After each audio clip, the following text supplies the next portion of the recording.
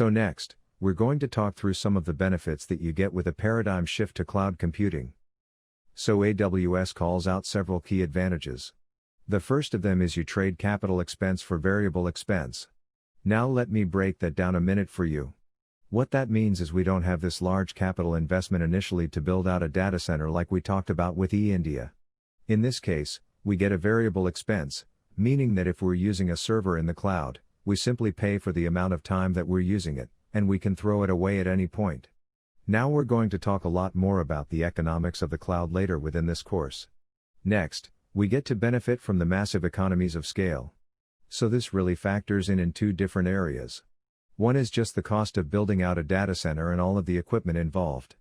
AWS buys things on a very large scale, and so they're able to make sure that they're getting the best price for those.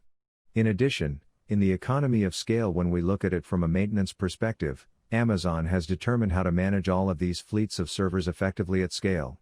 And so those cost savings get passed down to us as consumers. Next, you can stop guessing capacity. We talked about with India how difficult it can be to properly predict demand. Well, what if you just didn't have to? What if you could choose to have a system that could either grow or shrink based on demand? That's one of the paradigm changes you get with cloud computing. Next, you get to increase speed and agility. So when we talked about India in the previous clip, we mentioned that they were looking to find funding partners before they were able to go out and test their social network. Well, that's not very agile. Ideally, we want to be able to test out our hypothesis against real users, and to do it quickly. And one of the things you can do with cloud computing is try out new ideas and have minimal cost to do so. Next is you can stop spending money maintaining data centers. So as I mentioned with India, they were having to staff individuals at each of the data centers, and at each of the data centers they would own that maintenance burden for as long as the data center was up and running. And so this allows you to shift away from that. And next, go global in minutes. So in the case of India, they were having to wait 6 or 7 months to move to a new region within the world. However, what if they could simply send data over to Singapore or to Dublin at any point without having to build out new data centers? They literally could do it within minutes instead of within months. Now with these advantages, I want to focus on a few key terms that you need to be familiar with. The first of them is the concept of elasticity, and this is what we talked about earlier when we were talking about demand. But it's the ability to acquire resources when you need them and then release them when you no longer need them. And in the cloud, you want to do this automatically. Now AWS has several services available to you to do just this, and we'll talk more about these in the next course in this path.